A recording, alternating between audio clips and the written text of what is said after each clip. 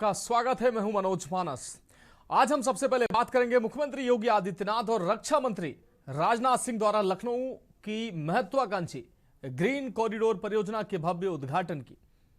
वहीं उत्तराखंड में सीएम धामी के विकास कार्य संबंधी ऐतिहासिक कदम पर हमारी खास रिपोर्ट देखिए। साथ ही खाड़ी देशों में मंडराते पानी संकट पर विस्तार से चर्चा हम आपको दिखाएंगे। और चलते चलते बात वायरल गर्ल मोनालिसा की शादी के बाद उम्र को लेकर मचे बवाल की। तो चलिए अब चलते हैं खबरों के विस्तार में।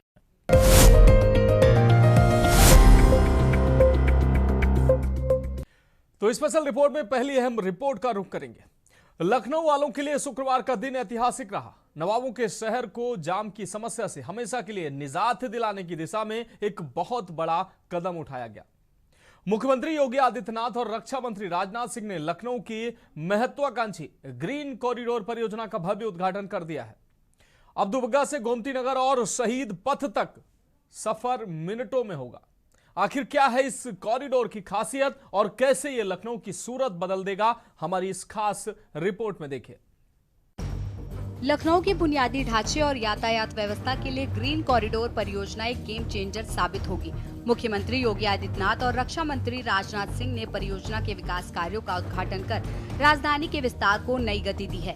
आपको बता दें कि लखनऊ की बढ़ती आबादी और ट्रैफिक जाम की समस्या को देखते हुए ये परियोजना गोमती नदी के किनारों के साथ एक हाई टेक कनेक्टिविटी प्रदान करने के लिए बनाई गई है। शहीद पथ और पुराने लखनऊ के बीच यात्रा के समय को 30 से 40 मिनट से घटाकर मात्र 10 से 15 मिनट करना, शहर के बाहरी हिस्सों जैसे सुल्तानपुर रोड और IIT चौराहा को सीधे केंद्र से जोड़ना, नदी के किनारों का सुंदरीकरण और नए व्यावसायिक क्षेत्रों का विकास इस परियोजना का उद्देश्य है। मुख्यमंत्री योगी आदित्यनाथ ने इस मौके पर कई अहम बातें कही। बताया कि मार्ग पूरी तरह से सिग्नल फ्री होगा, जिससे ईंधन की बचत और प्रदूषण में कमी आएगी। गोमती रिवर फ्रंट के साथ साथ इसे इस तरह विकसित किया जाएगा ताकि यहाँ पर्यटन को भी बढ़ावा दे। वहीं रक्षा मंत्री राजनाथ सिंह ने इसे लखनऊ के मेट्रोपॉलिटन स्वरूप की दिशा में एक बड़ा कदम बताया, जो ब्रह्मोस मिसाइल यूनिट और यूपी डिफेंस कॉरिडोर जैसे अन्य बड़ी परियोजनाओं के साथ तालमेल बिठाएगा। ये सचमुच लखनऊ के और सरदार अटल जी के विजन को जमीनी धरातल पर उतारने के लिए आदरणीय राजनाथ सिंह जी के मार्गदर्शन में चल रहे कार्यक्रमों की एक महत्वपूर्ण कड़ी का है। बहनों और भाइयों, जैसे यहाँ पर प्रारंभिक उद्बोधन में डॉक्टर नीरज वोरा जी ने भी बताया कि IIM रोड पक्का पुल तक और डॉलीगंज से समता मूलक तक ये 2 फेज के कार्यक्रम यहां आज पूरे हो रहे हैं। और अब समता मूलक से शहीद पथ और शहीद पथ से किसान पथ, यानी टोटल IIM से लेकर के किसान पथ तक 28 किलोमीटर की इस परियोजना का आज लोकार्पण और शिलान्यास एक साथ अभी माननीय रक्षा मंत्री के कर कमलों से यहां पर हमारे बीच में संपन्न हुआ है। इस अवसर पर आप सबको बधाई देता हूं और इस बेहतरीन कनेक्टिविटी के लिए आप ही को, लखनऊ वासियों को और प्रदेश भर से आने वाले उन सभी नागरिकों को जो लोग लखनऊ में आसानी से अपने गंतव्य तक पहुंचना चाहें, उनके लिए अत्याधुनिक इंफ्रास्ट्रक्चर कनेक्टिविटी का एक माध्यम मिला है। यह एक बेहतरीन अवसर मिला है। यह आपकी आवश्यकता है, उसी आवश्यकता को ध्यान में रख करके कार्यक्रम यहां पर आयोजित हो रहे। बहनों और भाइयों, राज्य की राजधानी कैसे होनी चाहिए, आज हमारा लखनऊ उस एक बेहतरीन उदाहरण बना है। आज कोई भी आता है लखनऊ में तो तमाम देश दुनिया के अतिथि आते हैं, वे बोलते हैं कि लखनऊ अच्छा शहर है। वे आप कहते हैं कि लखनऊ में साफ सफाई है, लखनऊ में कुछ नया करके दिखाया है। और लखनऊ वास्तव में अब मुस्कुराए कि आप लखनऊ में हैं, इसका एक प्रतीक बन चुका है। ये सचमुच ये पूरा कॉरिडोर लगभग 28 किलोमीटर लंबा है, जो गोमती नदी के दोनों तटों के साथ विकसित किया जा रहा है। इसका मुख्य उद्देश्य शहर के एक छोर से दूसरे छोर तक बिना किसी रेड लाइट के पहुंचना है। हाल ही में शुरू हुआ ये हिस्सा डालीगंज से क्षमता मूलक सबसे महत्वपूर्ण है, क्योंकि यह पुराने और नए लखनऊ के बीच की दूरी को खत्म करता है। इससे पहले दूरी को तय करने में 30 से 40 मिनट लगते थे, अब मात्र 8 से 10 मिनट लगेंगे। निशानगंज, कुकरेल और भैंसा कुंड जैसे जाम वाले इलाकों को ये कॉरिडोर पूरी तरह बाईपास कर देता है। वहीं कुकरेला नाले पर एक नया 6 लेन का पुल बनाया गया है, जो ट्रैफिक की गति को निर्बाध रखेगा। तीसरे चरण में बैकुंठ धाम से ला मॉनिटर कॉलेज तक एक विशेष फ्लाईओवर प्रस्तावित है, जो 1090 चौराहे के भारी ट्रैफिक को कम करेगा। बता दें कि ये कॉरिडोर केवल सड़क नहीं है, बल्कि लखनऊ के आर्थिक विकास का नया रास्ता है। इससे न केवल ट्रैफिक कम होगा, बल्कि प्रॉपर्टी की वैल्यू और व्यापारिक गतिविधियों में भी इजाफा होगा। कॉरिडोर के किनारे बड़े पैमाने पर वृक्षारोपण और ग्रीन बेल्ट का निर्माण इसकी सबसे बड़ी खूबी है। तो वही ये एम्बुलेंस और आपातकालीन वाहनों के लिए निर्बाध मार्ग भी है। साथ कानपुर रोड और अयोध्या रोड के बीच भविष्य में एक वैकल्पिक रिंग रोड जैसा अनुभव होने वाला है। स्पेशल डेस्क के न्यूज इंडिया। तो स्पेशल रिपोर्ट में बात अगली रिपोर्ट की करेंगे।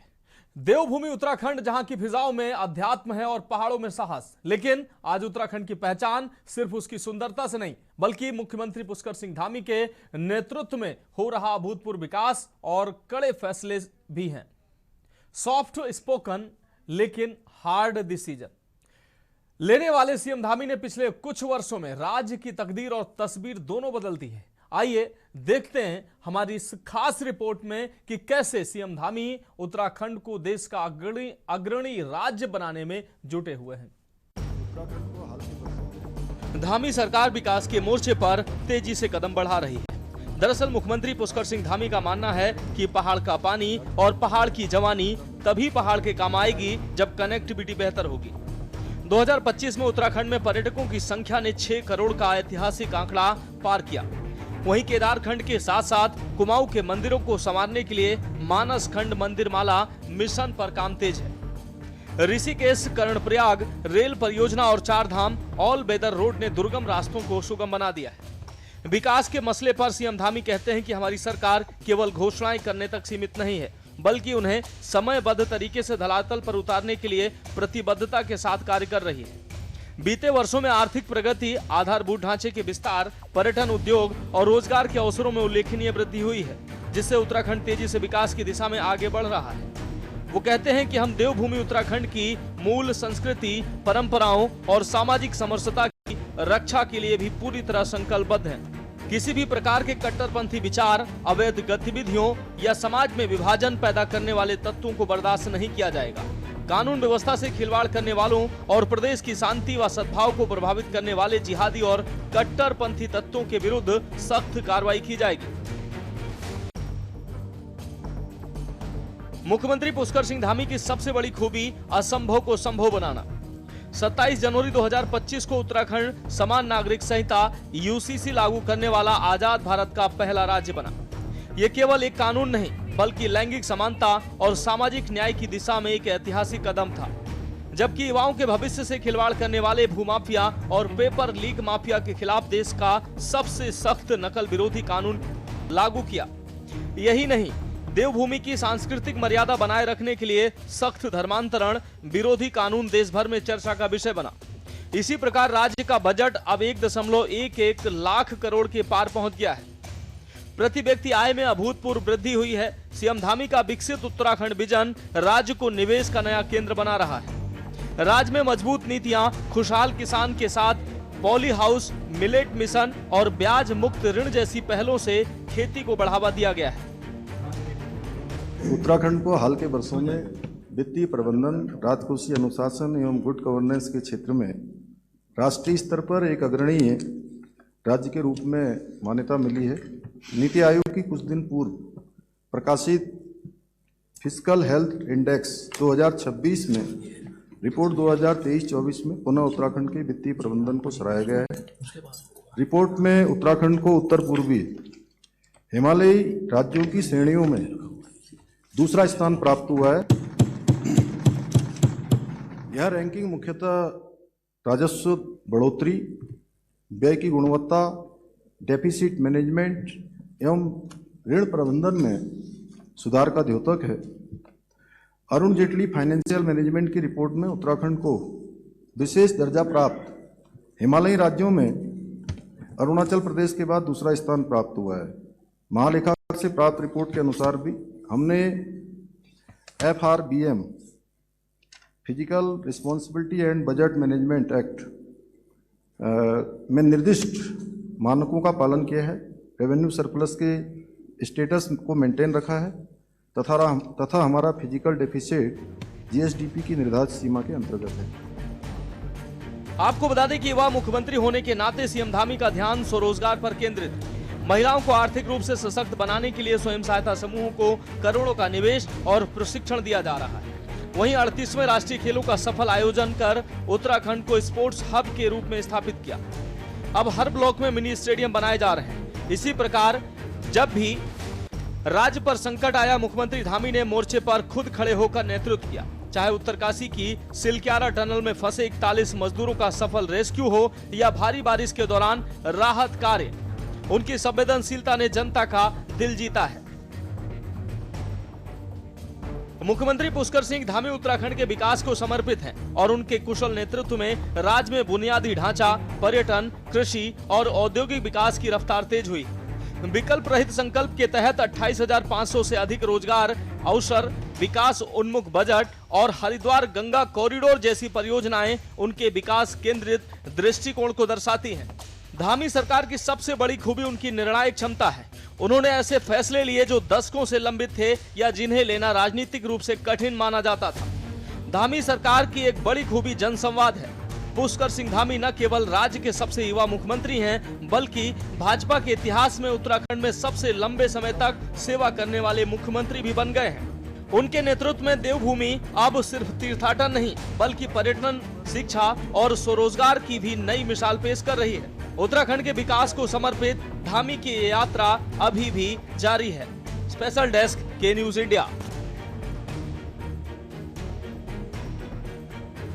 तो फिलहाल स्पेशल रिपोर्ट में वक्त एक अहम ब्रेक का है। ब्रेक के बाद अगली रिपोर्ट का रुख करेंगे।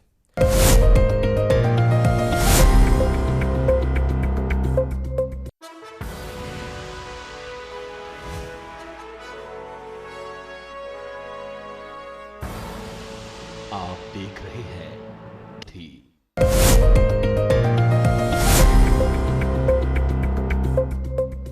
तो स्पेशल रिपोर्ट में अब बात अगली रिपोर्ट की करेंगे। खाड़ी के देशों ने रेत के नीचे से तेल निकालकर अपनी किस्मत बदल ली, लेकिन आज इसी चमक धमक वाली दुनिया के सामने एक ऐसा संकट खड़ा है जो तेल से भी ज्यादा कीमती है, और वो है पानी का। क्या आप जानते हैं कि दुबई, रियाद, कुवैत जैसे शहरों में अगर पानी साफ करने वाले डिसेलिनेशन प्लांट पर हमला हो जाए तो ये शहर हफ्ते भर के भीतर खाली हो सकते हैं। आज के इस विशेष पैकेज में देखिए कैसे खाड़ी मुल्कों की लाइफलाइन अब मिसाइलों की जद में है। खाड़ी देशों की पानी पर निर्भरता। कुवैत 90% पीने का पानी समुद्र से आता है। ओमान 86% निर्भरता। सऊदी अरब 70% पानी डेसलिनेशन पॉइंट प्लांट से। पूरे खाड़ी क्षेत्र में 400 से ज्यादा ऐसे प्लांट्स हैं जो दुनिया का 40% साफ पानी पैदा करते हैं। करोड़ों लोगों की प्यास पर हमला। ईरान और अमेरिका इजराइल की जंग में अब तक ऐसा खतरा पैदा हो गया है जो पूरे मिडिल ईस्ट को प्यासा मार सकता है। खाड़ी के ज्यादातर देश पीने के पानी के पूरी तरीके से समुद्री पानी को साफ करने वाले डेसलिनेशन प्लांट्स पर निर्भर है। कह सकते हैं कि खाड़ी के देशों में जंग के बादल अब तेल के कुओं से हटकर समुद्र के किनारों पर मंडरा रहे हैं। मार्च की ताजा घटनाओं ने दुनिया को दहला दिया है। बहरीन से लेकर ईरान तक समुद्री पानी को पीने लायक बनाने वाले डेसलिनेशन प्लांट्स पर मिसाइल और ड्रोन हमले शुरू हो चुके हैं। ये सिर्फ पत्थरों पर हमला नहीं, ये करोड़ों लोगों की प्यास पर हमला है। खाड़ी मुल्कों में तेल गैस के बाद अब पानी पर संकट। तेल डिपो के बाद अब वाटर प्लांट सॉफ्ट टारगेट। एक बड़े प्लांट की बर्बादी मतलब लाखों लोग बिना पानी के।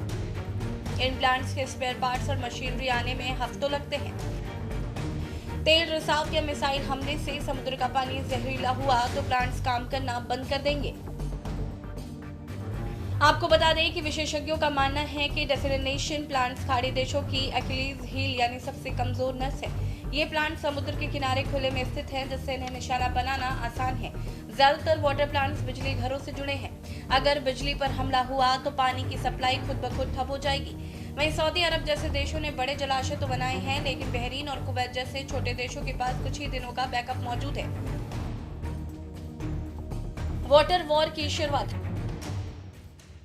हाल ही में बहरीन ने ईरान पर अपने एक प्लांट को ड्रोन से निशाना बनाने का आरोप लगाया। वहीं ईरान का दावा है कि अमेरिकी हमलों ने उसके केशव द्वीप के वाटर प्लांट को तबाह कर दिया है, जिससे 30 गांवों की प्यास बुझाना बंद हो गई है। युद्ध की इस नई रणनीति ने वाटर वॉर की शुरुआत कर दी है। अगर ये हमले बड़े स्तर पर हुए तो खाड़ी के आधुनिक शहर कोस्ट टाउन बन सकते हैं। पानी के बिना अस्पताल, स्कूल और इंडस्ट्री सब बंद हो जाएंगे। तेल के बिना दुनिया रुक सकती है, लेकिन पानी के बिना जीवन ही खत्म हो जाएगा। निशाने पर दुनिया के सबसे बड़े प्लांट। युद्ध शुरू होने के बाद से ही कई महत्वपूर्ण ठिकानों के पास मिसाइल और ड्रोन हमले देखे गए हैं। दुबई के जेबेल अली बंदरगाह पर हुआ हमला दुनिया के सबसे बड़े डेस्टिनेशन प्लांट से महज 12 मील की दूरी पर था। इसी तरह यूएई के फुजैरा और कुवैत में दोहा वेस्ट प्लांट के बाद भी नुकसान की खबरें आई हैं। एक रिपोर्ट के मुताबिक अगर सऊदी अरब के मुख्य वाटर प्लांट या उसकी पाइपलाइन को गंभीर नुकसान होता है तो राजधानी रियाद संकट में आ जाएगी। हालांकि सऊदी और यूएई ने बैकअप सिस्टम में काफी पैसा लगाया, लेकिन बहरीन, कतर और कुवैत जैसे छोटे देशों के पास संसाधनों की भारी कमी है। पानी उद्योग के जानकारों का कहना है कि डेसलिनेशन सिस्टम का कोई भी एक हिस्सा टूटने पर पूरा वाटर नेटवर्क ठप हो सकता है। ऐसे में अगर पानी के ठिकानों पर जानबूझकर हमले बढ़ते हैं तो खाड़ी के देश युद्ध में सीधे कूदने के लिए मजबूर हो सकते हैं। हैरानी की बात यह है कि ईरान खुद पानी के लिए डेसलिनेशन पर ज्यादा निर्भर नहीं है, क्योंकि वहां नदियों और बांधों का जाल है, लेकिन वहां भी प्रकृति की मार पड़ रही है और लंबे सूखे के कारण तेहरान के जलाशयों का जलस्तर गिर गया है। राष्ट्रपति मसूद पेजेश्कियान ने खुद चेतावनी दी है कि अगर हालात नहीं सुधरे तो राजधानी तेहरान को खाली करना पड़ सकता है। एक तरफ खाड़ी देश ईरानी हमलों से अपने पानी के ढांचों को बचाने की जद्दोजहद कर रहे हैं, वहीं दूसरी तरफ ईरान खुद जल संकट की आग में झुलस रहा है। अब जंग अब सिर्फ जमीन की नहीं बल्कि अस्तित्व की लड़ाई बन चुकी है। खाड़ी मुल्कों के लिए पानी असली खतरा। मध्य पूर्व से बाहर रहने वाले लोगों के लिए इस युद्ध की सबसे बड़ी चिंता तेल की कीमतों पर असर है, क्योंकि खाड़ी क्षेत्र दुनिया के करीब 1/3 कच्चे तेल का निर्यात करता है। लेकिन एक रिपोर्ट के मुताबिक एक्सपर्ट्स का मानना है कि खाड़ी मुल्कों के लिए असली खतरा पानी के ढांचे का हो सकता है। 28 फरवरी को अमेरिका और इजराइल द्वारा ईरान पर हमले के साथ शुरू हुए युद्ध में सबसे पहले ही कई महत्वपूर्ण ढांचों के पास हमले हो चुके हैं। 2 मार्च को ईरान के हमलों में दुबई के जेबेल अली बंदरगाह को निशाना बनाया गया। ये हमला दुनिया के सबसे बड़े डेस्टिनेशन प्लांट्स में से एक है। करीब 12 मील की दूरी पर हुआ था, जिससे दुबई को पीने का पानी मिलता है। वहीं संयुक्त अरब अमीरात के फुजैरा F1 पावर और वाटर कॉम्प्लेक्स और कुवैत के दोहा वेस्ट डेस्टिनेशन प्लांट के बाद भी नुकसान की खबरें आई हैं। हालांकि एक्सपर्ट्स का कहना है कि अब तक इस बात के पक्के सबूत नहीं है कि ईरान ने जानबूझकर पानी के प्लांट्स को निशाना बनाया। रिपोर्ट के मुताबिक पानी उद्योग से जुड़े विशेषज्ञों का मानना है कि डेसलिनेशन सिस्टम कई हिस्सों पर निर्भर करता है, जैसे कि इनटेक सिस्टम, ट्रीटमेंट फैसिलिटी और एनर्जी सप्लाई। अगर इनमें से किसी भी हिस्से को नुकसान पहुंचने का पर पूरा सिस्टम ठप हो सकता है। खाड़ी के देशों ने अपनी सुरक्षा के लिए मिसाइल डिफेंस सिस्टम तो लगाए हैं, लेकिन क्या वो समुद्र के किनारे खड़े इन सफेद हाथियों को बचा पाएंगे? अगर पानी की मशीनें रुकी तो खाड़ी का भूगोल और भविष्य दोनों बदल जाएंगे। स्पेशल डेस्क के न्यूज इंडिया। तो स्पेशल रिपोर्ट में बात अब अगली रिपोर्ट की करेंगे। प्रयागराज महाकुंभ की वो तस्वीर तो आपको याद ही होगी, जिसने रातों रात एक मासूम चेहरे को इंटरनेट सनसनी बना दिया था। जी हां, हम बात कर रहे हैं वायरल गर्ल मोनालिसा की। लेकिन आज मोनालिसा अपनी खूबसूरती नहीं बल्कि अपनी शादी और उम्र को लेकर मचे बवाल के कारण सुर्खियों में है। क्या मोनालिसा नाबालिग है? क्या फरमान खान से उनकी शादी कानूनी रूप से वैध है? हमारी इस खास रिपोर्ट में देखिए। फरमान की मोनालिसा उम्र पर पेंच, दावा पुराने वीडियो में उम्र 16 साल बताई गई। पति फरमान, मोनालिसा 18+ है, तभी कोर्ट मैरिज हुई। कानूनी पेच, अगर उम्र के दस्तावेजों में हेरफेर पाई गई तो शादी रद्द हो सकती है। प्रयागराज के संगम तट से निकली शोहरत जब केरल के रजिस्ट्रार ऑफिस तक पहुंची तो एक बड़ा विवाद साथ ले आई। महाकुंभ की वायरल गर्ल मोनालिसा ने अपने परिवार की मर्जी के खिलाफ जाकर अपने बॉयफ्रेंड फरमान खान से शादी कर ली है।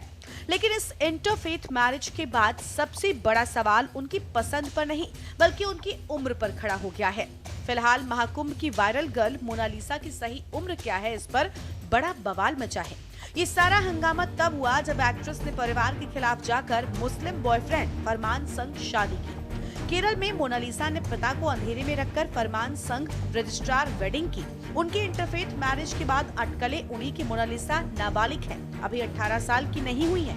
इन सभी बातों को गलत बताते हुए फरमान ने कहा था, ये सच नहीं है, मोनालिसा बालिग है, 18+ है। अगर वो बालिग नहीं होती तो कैसे रजिस्ट्रार वेडिंग होती। आपको बता दें कि फरमान ने मैरिज सर्टिफिकेट को बतौर सबूत भी दिखाया था। कहा कि आधार कार्ड में लिखी गई मोनालिसा की उम्र के मुताबिक भी वो बालिग है। एक्ट्रेस ने भी फरमान की बातों में हामी भरी, लेकिन इंटरनेट कपल की बात मानने को तैयार ही नहीं है, क्योंकि पिछले साल 2025 में महाकुंभ के दौरान मोनालिसा ने खुद को 16 साल का बताया था। उन्होंने ये भी कहा था कि वो शादी नहीं कर सकती क्योंकि वो अभी बहुत छोटी है। उनकी खुद की उम्र बताने वाला ये वीडियो भी अब वायरल हो रहा है। इंटरनेट के गलियारों में मोनालिसा का 1 साल पुराना वीडियो तेज गति से गोते लगा रहा है। इस वीडियो में मोनालिसा खुद को 16 साल की बता रही हैं। गणित सीधा है, अगर 1 साल पहले वो 16 की थी तो उनकी उम्र अब 17 साल होनी चाहिए। अगर ऐसा है तो भारत के कानून के मुताबिक वो नाबालिग है। इसी वीडियो के आधार बनाकर सोशल मीडिया पर दावों की बाढ़ आ गई है कि ये शादी गैर कानूनी है। हालांकि इन तमाम आरोपों और अटकलों के बीच मोनालिसा के पति फरमान खान ने चुप्पी तोड़ी है। फरमान का दावा है कि ये सारी बातें महज अफवाह है। फरमान का तर्क मजबूत है, क्योंकि भारत में मैरिज रजिस्ट्रेशन के लिए आधार कार्ड और जन्म प्रमाण पत्र जैसे पुख्ता दस्तावेजों की जरूरत होती है। लेकिन सस्पेंस तब और गहरा जाता है जब मोनालिसा के पिता की नाराजगी सामने आती है। पिता का आरोप है कि उन्हें अंधेरे में रखकर ये शादी की गई। वही दावे के हिसाब से तो उनकी उम्र 17 साल होनी चाहिए थी। अब मोनालिसा का पहले किया गया दावा झूठा था या फिर शादी को लेकर उनकी उम्र में कोई झोल हुआ है, ये तो वो ही बेहतर बता सकती हैं। बहरहाल मोनालिसा के पापा ने इसे उनकी फैमिली के खिलाफ बड़ी साजिश बताया है। उनके मुताबिक मोनालिसा को बहकाया गया है। उन्हें यकीन नहीं हो रहा कि कैसे उनकी बेटी घर वालों के खिलाफ चली गई। मोनालिसा के पिता इस शादी के खिलाफ हैं। उन्हें बेटी के घर लौटने का इंतजार है। तो आप प्लीज थोड़ा इसमें मीडिया में जो भी लिखिए, क्योंकि नॉर्थ में जो चल रहा है वो बहुत गलत चल रहा है कि लव जिहाद है, ये ऐसा कुछ नहीं है। सब धर्म बराबर है। मोनालिसा अपने धर्म में रहेगी, मैं अपने धर्म में रहता हूँ, लेकिन हम सभी धर्म का सम्मान करते हैं। मैं मंदिर में भी जाता हूँ, मैं मस्जिद में भी जाता हूँ, मैं पूजा भी करता हूँ, सब कुछ करता हूँ। तो मेरे लिए सब इक्वल है, क्योंकि मैं भी आर्टिस्ट हूँ, ये भी आर्टिस्ट है। हम इंसान है सबसे पहले। और ये केरला में ही, केरला स्टेट में बहुत अच्छी चीज है कि सब यहाँ पे कोई कास्ट वास्ट का कोई भेदभाव नहीं है। सब इंसान को इंसान की नजरिए से देखते हैं केरला के लोग, इसलिए केरला सबसे बेस्ट। बता दें कि मोनालिसा और फरमान खान ने उत्तर प्रदेश या अपने गृह क्षेत्र के बजाय केरल को अपनी शादी के लिए चुना। खबरों के मुताबिक मोनालिसा ने अपने घर छोड़कर केरल जाकर फरमान से मुलाकात की। वहां उन्होंने पहले मुस्लिम रीति रिवाज से निकाह किया और फिर कानूनी रूप से अपनी शादी को पुख्ता करने के लिए रजिस्ट्रार ऑफिस में शादी की।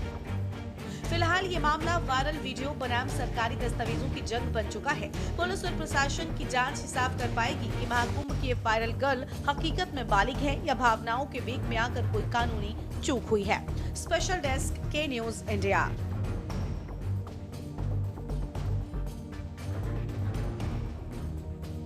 तो फिलहाल आज के लिए स्पेशल रिपोर्ट में इतना ही। मुझे दीजिए इजाजत और आप देखते रहिए के न्यूज इंडिया।